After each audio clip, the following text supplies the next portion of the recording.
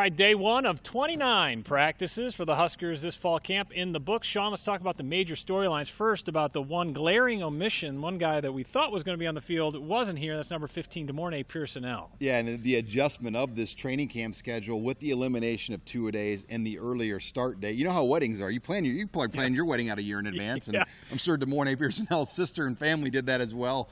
But you know, with the earliest fall camp start date in history, I believe, at Nebraska, at least in the modern history, where he was not able to be here. He'll be back, obviously, I believe tonight, on Sunday night sometime, and at practice tomorrow. So no DeMornay Pearsonell, but something that everybody knew what was going on, and he'll be back for practice too. Certainly nothing to worry about. Now, we talked about the freshman with Mike Riley. He did not want to specifically name any or single anyone out freshman-wise, but man, there was a couple freshmen who really stood out on day one. Yeah, Tyjon Lindsey, I think you got to start with him at wide receiver. He just makes it look too easy for day number one, and at times he didn't look like he was even going 100%. So it's scary to think when he really turns on those jets. The one particular play was a little slant over the middle that he caught from Tanner Lee, and I think everybody looked at each other like, yep, this guy has kind of that it factor, but he's the one that really, I think, jumps out. And some of those defensive guys too, Guy Thomas, who will play that cat outside linebacker spot with Alex Davis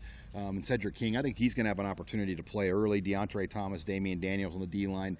Those would be three on defense that definitely jump out. And I thought Javon McQuitty has come back and looks ready to roll, where with the lack of numbers at receiver, he should have a great chance to play. And even Jalen Bradley getting a good repetition. He was actually singled out by Mike Riley, running back out of Bellevue West High School. All right, talking about the quarterbacks, Tanner Lee, he's the starter, and he looked the part. But Patrick O'Brien, if there's not much drop-off between the two, is there? It's about as good of a 1-2 situation as Nebraska's had in a while. I mean, you had the Sam Keller, Joe Gans. That was a good 1-2 tandem. Eric Crouch, Bobby Newcomb's probably one of the more legendary ones in recent history. But that is a good duo. I mean, if he got hurt, I think O'Brien would be able to come in and really still operate this offense, make the throws necessary.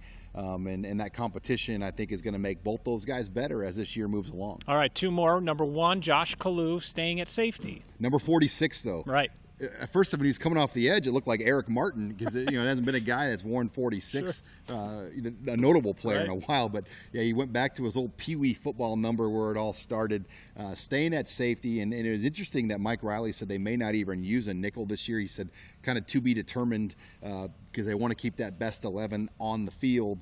And you know, if they feel confident enough in those linebackers and corners and safeties, they may not want to put an extra nickel on the field. And lastly, you might notice a facelift inside the Hawks Championship Center. This is pretty nice looking, isn't it?